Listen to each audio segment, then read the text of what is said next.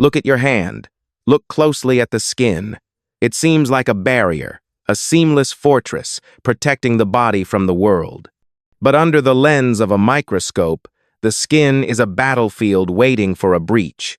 A single scratch, a tiny opening no wider than a human hair, destroys the integrity of the fortress.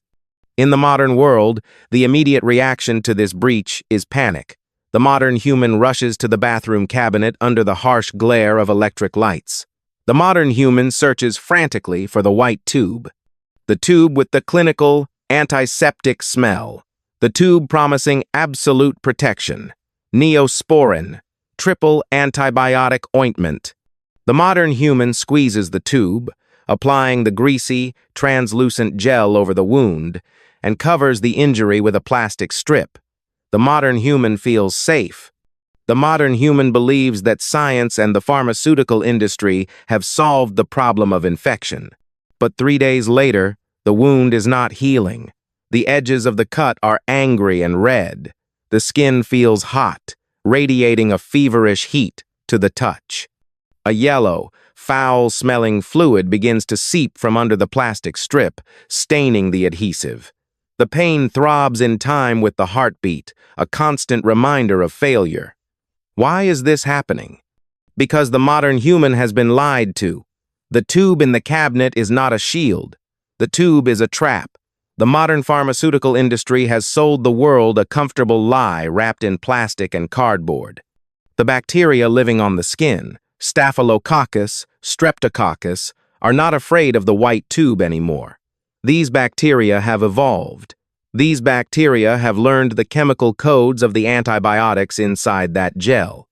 And worse, the gel itself, the petroleum jelly base, is suffocating the skin, creating a breeding ground for the very enemy the modern human is trying to destroy. Now, cast the mind back 800 years. The year is 1250 AD. The location is a muddy field in northern France. A knight stands in the aftermath of a brutal skirmish. The knight has taken a sword slash to the forearm. The wound is deep, the muscle is exposed to the air. The mud of the battlefield is a toxic cesspool filled with horse manure, rotting vegetation, rusted iron, and the blood of 1,000 men. By all modern medical standards, the knight should be dead from sepsis within a week. The knight has no sterile gauze. The knight has no synthetic antibiotics. The knight has no tetanus shot. But the knight does not die. The knight does not lose the arm to gangrene. The knight visits the camp surgeon, or perhaps a local wise woman living in a hut at the edge of the forest. The healer does not panic. The healer does not use chemicals synthesized in a factory. The healer reaches for a simple clay jar sealed with wax. Inside the jar is a thick, golden, viscous fluid. The fluid smells of wildflowers, damp earth, and pine resin. The healer smears this golden substance directly into the gaping, dirty wound. No stinging, no chemical burn, just a soothing, cool sensation that seals the flesh. This is the paradox. How did a medieval soldier, living in the filthiest era of human history, survive infections that today send modern office workers to the emergency room? The answer lies in the clay jar. The answer is raw honey, not the sweet, clear syrup sold in plastic bears at the supermarket. That is dead sugar. The medieval honey was a biological weapon, a complex, living substance that modern science is only just beginning to understand. The modern world has forgotten this power. The modern world has traded the complexity of nature for the convenience of industry. And the price of this convenience is the rise of the superbug. The price is a population that is becoming immune to its own medicine. This investigation will uncover the uncomfortable truth about wound care. This investigation will explain why the white tube in the bathroom cabinet is failing to protect the family. This investigation will reveal why a jar of honey found in an Egyptian tomb, 3,000 years old, is still safe to eat and still capable of killing bacteria, while the antibiotic cream expires in 24 months and becomes toxic. This is not nostalgia for a simpler time. This is survival physics. The ancestors were not primitive savages praying for a miracle. The ancestors were master chemists who used the laboratory of the forest. It is time to reopen the case file on the world's oldest antibiotic. It is time to understand why the modern approach to healing is fundamentally broken. The narrative thesis is simple but terrifying. The modern medical industry thrives on the cycle of sickness, not the finality of the cure. A wound that heals instantly generates no profit. A wound that requires repeated applications, multiple tubes, and perhaps a course of oral antibiotics generates revenue. This is planned obsolescence applied to the human body. The pharmaceutical giants have simplified the complex biology of healing into a patentable chemical formula. They took the idea of killing bacteria and stripped away the supporting mechanisms. They isolated the killer molecules, bacitracin, neomycin, but they left behind the delivery system. They replaced the biological matrix of honey with petroleum waste. In the medieval world, the solution was holistic. The solution was the honey. Honey does not just kill bacteria. Honey engineers the environment of the wound. Honey changes the physics of the injury site. When the medieval healer applied honey, the healer was not just applying a drug. The healer was applying a moisture barrier, an oxygen regulator, and a chemical factory that manufactures antiseptic on demand. The modern consumer has lost this knowledge. The modern consumer sees honey as a topping for toast, a sugar substitute to be squeezed into tea. The modern consumer has been conditioned to believe that medicine must taste bad, smell like chemicals, and come in a sterile package with a safety seal to be effective. This investigation challenges that conditioning. This investigation demands that the viewer look at the ingredients list on the ointment tube. Petroleum, mineral oil, paraffin. These are the byproducts of the oil industry. These are the substances used to lubricate car engines and seal rusted pipes. Why are these substances being rubbed into open flesh? And what happens when the bacteria learn to eat the petroleum? The engagement spike is the realization of vulnerability. The realization that the tools given to the modern public are dull and rusting, while the bacteria are sharpening their swords. The medieval knight had a better chance of surviving a flesh wound than a modern diabetic patient with a foot ulcer in a sterile hospital. That is a bold claim. That is a terrifying claim. And the evidence will support it. To understand the failure of the present, the investigation must first deconstruct the modern weapon. The investigation must dissect the white tube of Neosporin found in every suburban bathroom. The label boasts a triple antibiotic formula. The label lists 3 primary agents: bacitracin, neomycin, and polymyxin B. These names sound impressive. These names sound invincible. But to a bacterium, these names are old news. These 3 chemicals have been used for decades. The bacteria have had 50 years to study these chemicals. The bacteria have had 50 years to evolve defenses.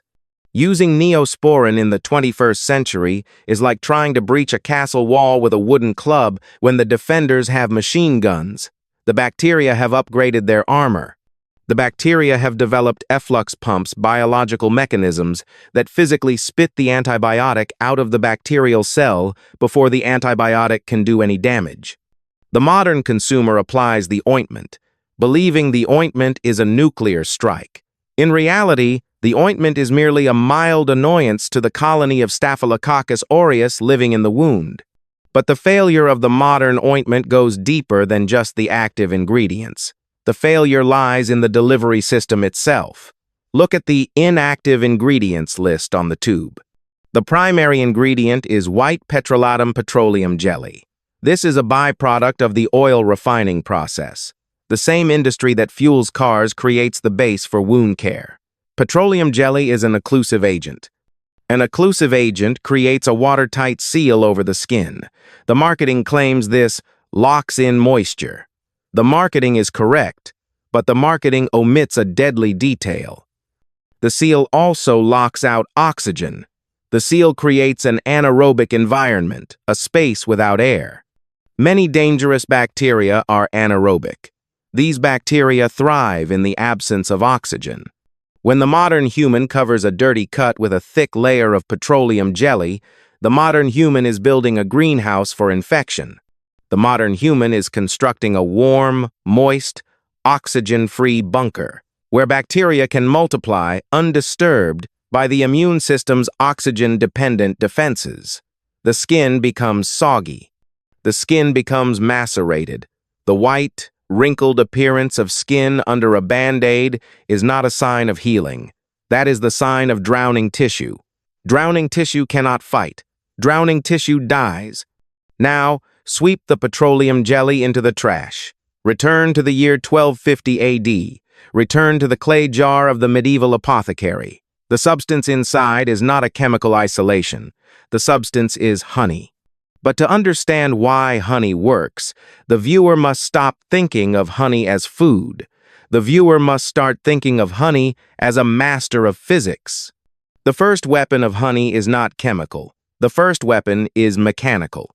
The scientific term is osmotic pressure, or osmolarity. Honey is a supersaturated solution of sugars. Honey contains very little water, less than 17%, but honey desires water. Honey is hygroscopic. Honey attracts moisture with a violent physical force.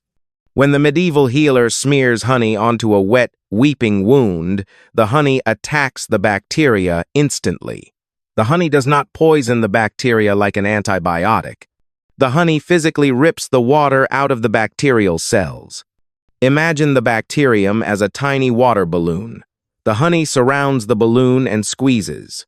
The water inside the bacterium is forced out through the cell membrane to try and balance the sugar concentration outside. The scientific term for this event is plasmolysis. The internal structure of the bacterium collapses. The cell membrane detaches from the cell wall. The bacterium implodes. The bacterium becomes a shriveled husk. This is the brilliance of the medieval solution. Bacteria can evolve resistance to chemicals.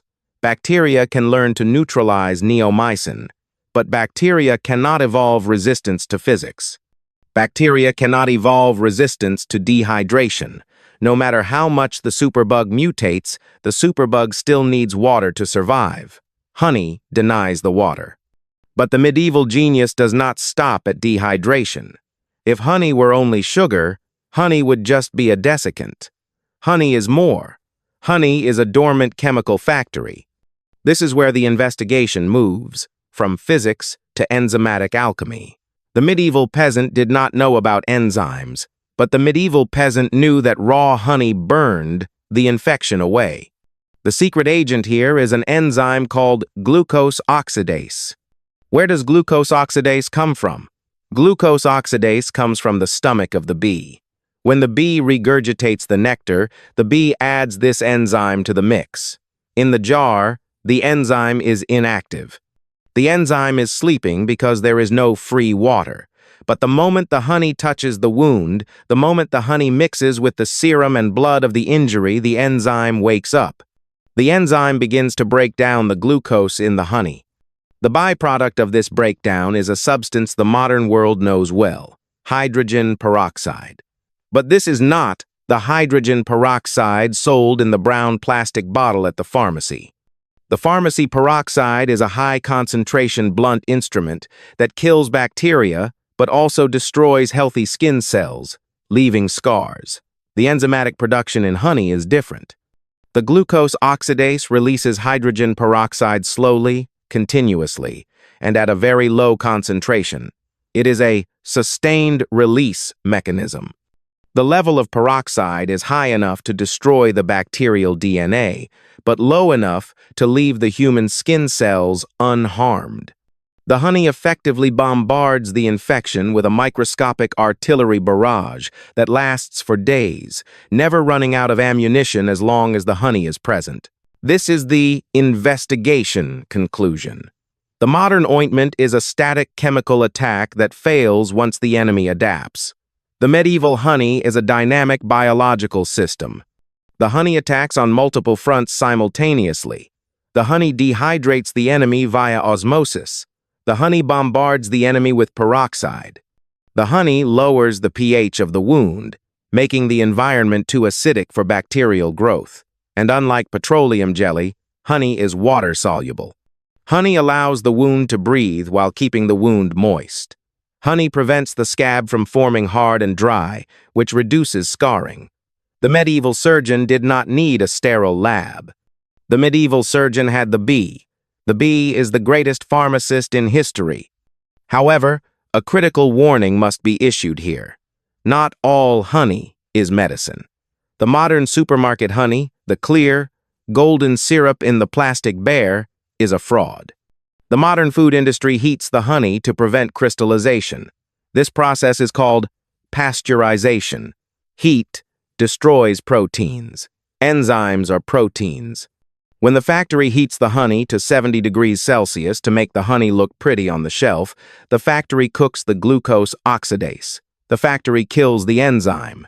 The factory destroys the antibiotic power. Pasteurized honey is just sugar syrup.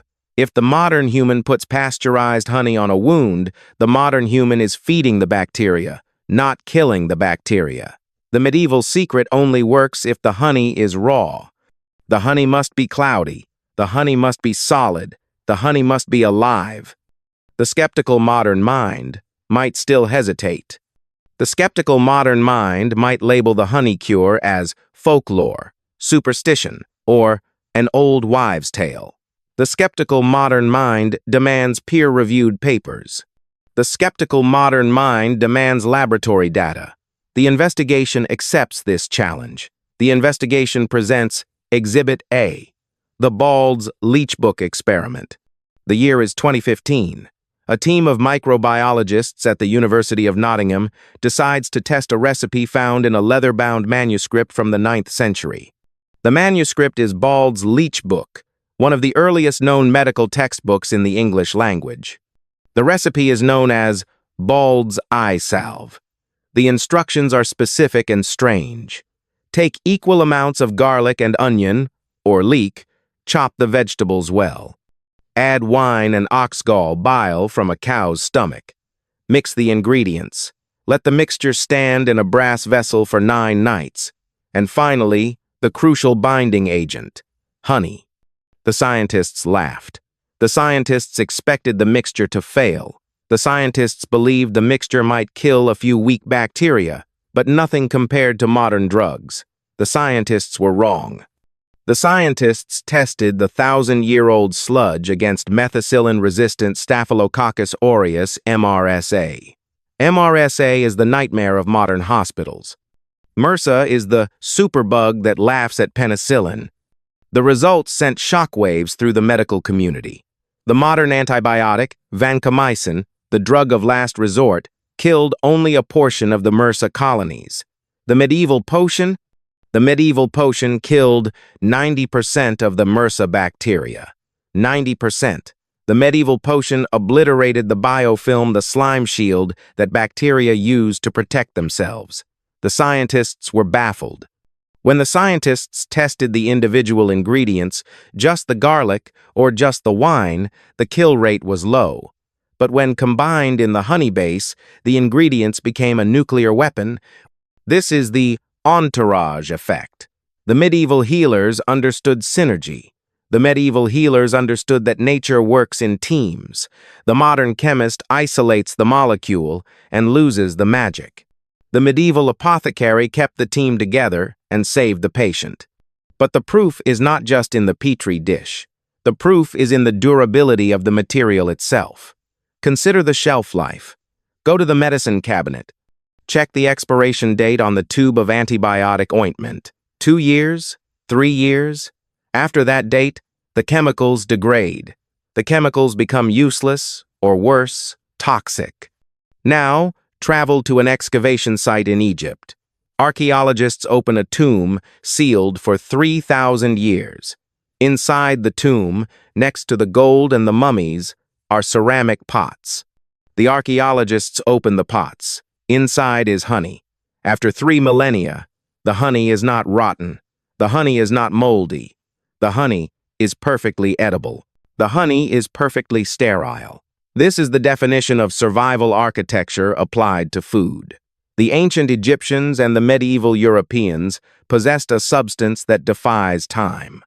The modern consumer possesses a tube that expires before the mortgage is paid off. So, how does the modern human reclaim this power? How does the modern human fire the pharmaceutical industry and hire the bee? The investigation now moves to the practical application phase. This is the tactical manual for the home apothecary. Step 1. Sourcing the ammunition. Do not go to the candy aisle. Do not buy the plastic bear. The investigation repeats. Pasteurized honey is useless. The heat has denatured the glucose oxidase. The heat has destroyed the weapon. The user must find raw honey. Look for the words unfiltered, unpasteurized, or raw on the label. The honey should look opaque. The honey should have crystals. If the budget permits, the user should acquire Manuka honey from New Zealand. Manuka honey contains an additional compound called methyl glyoxal, MgO, giving the honey a non-peroxide antibiotic power that is even more stable. However, for general survival, local raw honey is a potent tool. Step 2. The preparation. The user suffers a cut, a burn, or a scrape. The instinct is to reach for the alcohol or hydrogen peroxide bottle. Stop. Strong alcohol and bottled peroxide kill healthy skin cells. These chemicals delay healing. Instead, the user must wash the wound gently with clean water and mild soap to remove debris. Pat the area dry. Step 3. The application. The user must apply the honey generously. Do not be stingy. Apply a thick layer of raw honey directly over the wound bed. The honey must cover the entire infected area. The user might feel a slight stinging sensation for a moment. This is the acidity of the honey attacking the bacteria. This is the feeling of the war beginning. Step 4. The seal. Honey is sticky. Honey is messy. This is the logistical challenge. The user must cover the honey with a clean bandage. In the medieval era, the knight used boiled linen. In the modern era, the user can use sterile gauze. Secure the gauze with tape. This bandage serves two purposes. First, the bandage keeps the honey in place. Second, the bandage creates a moist, wound-healing environment. Here is another modern myth busted. Let the wound breathe, let the wound scab over. False. A hard, dry scab is a barrier to new skin cells. New skin cells need moisture to migrate across the wound. A dry scab leads to scarring. A honey-covered wound stays moist. The honey feeds the new skin cells with glucose while killing the bacteria. When the user changes the bandage after 24 hours, the user will see no scab. The user will see pink, healthy, granulating tissue. The wound heals faster. The wound heals with less scarring. The economic mathematics. Let us calculate the cost of survival. A tube of triple antibiotic ointment costs $8. The tube contains maybe 30 grams of product. The tube expires in 2 years. The tube creates resistant bacteria. A jar of high-quality raw honey costs perhaps $20. The jar contains 500 grams of product. The jar never expires. The jar treats cuts, burns, sore throats, and stomach ulcers. The jar can be eaten in a famine. The math is undeniable. The tube is a subscription to the pharmaceutical system. The jar is a one-time investment in independence. The modern consumer spends money to become weaker. The medieval craftsman spent resources to become self-sufficient. The investigation has provided the evidence. The investigation has provided the method. The tools are available. The bees are still working. The only missing element is the will of the user to step away from the convenience of the pharmacy and embrace the sticky, messy, undeniable effectiveness of the past. The modern historian often paints the medieval era as the Dark Ages, a time of ignorance, a time of superstition, a time when humanity crawled in the mud, waiting for the light of modern science to arrive. But the investigation into the honey jar reveals a different truth. The darkness is not in the past. The darkness is in the modern arrogance. The modern world assumes that because the medieval peasant could not explain the molecular weight of glucose oxidase, the medieval peasant did not understand healing. This is the fallacy of the intellect. The medieval healer possessed tacit knowledge wisdom earned through centuries of trial, error, and survival. The modern scientist possesses explicit knowledge, data printed on a screen, detached from reality. Modern science suffers from a fatal flaw: reductionism. The modern scientist believes that to understand a machine, the scientist must smash the machine into pieces and study the gears. The modern pharmaceutical industry smashed the honey. They isolated the peroxide. They isolated the sugar. They synthesized the antibiotic molecules. But in doing so, they killed the soul of the medicine. They destroyed the entourage effect. They forgot that biology is not a machine. Biology is a conversation between millions of organisms. The bee understands this conversation. The factory does not.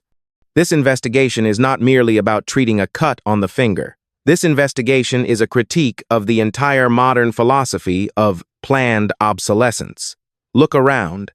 The phone in the pocket is designed to slow down after 2 years. The clothes on the back are designed to tear after 10 washes, and the medicine in the cabinet is designed to expire. The modern economy relies on the constant failure of its own products. If the product lasts forever, the company goes bankrupt. The medieval world operated on a different operating system: durability. The castle was built to stand for 1,000 years. The leather boot was stitched to be resoled 10 times. The medicine was harvested to last until the end of time. The viewer stands at a crossroads. The path of the consumer is easy. The path of the consumer is paved with sterile packaging, plastic tubes, and false promises of safety. The path of the consumer requires no thought, only a credit card. But the path of the consumer leads to dependency. When the supply chain breaks, when the pharmacy closes, when the bacteria evolve, the consumer is helpless. The consumer is a victim waiting to happen. The path of the craftsman is different. The path of the craftsman is sticky. The path of the craftsman requires effort. It requires finding a local beekeeper. It requires understanding the difference between raw and pasteurized. It requires getting the hands dirty. But the path of the craftsman leads to independence. The craftsman does not beg the pharmaceutical giant for a cure. The craftsman goes to the pantry. The craftsman holds the jar of liquid gold, the same gold that healed the wounds of knights, kings, and peasants for a millennium. Do not let the modern world sanitize the instincts. Do not let the expert in the white coat dismiss the wisdom of the grandmother in the garden. The bacteria are evolving. The antibiotics are failing. The era of the magic bullet is ending. The era of the biological shield must return. Next time the skin is breached, do not reach for the petroleum byproduct. Reach for the work of the bee. Be the alchemist of the household. Be the guardian of the forgotten knowledge. The investigation is closed. The evidence is irrefutable. The choice now belongs to the survivor.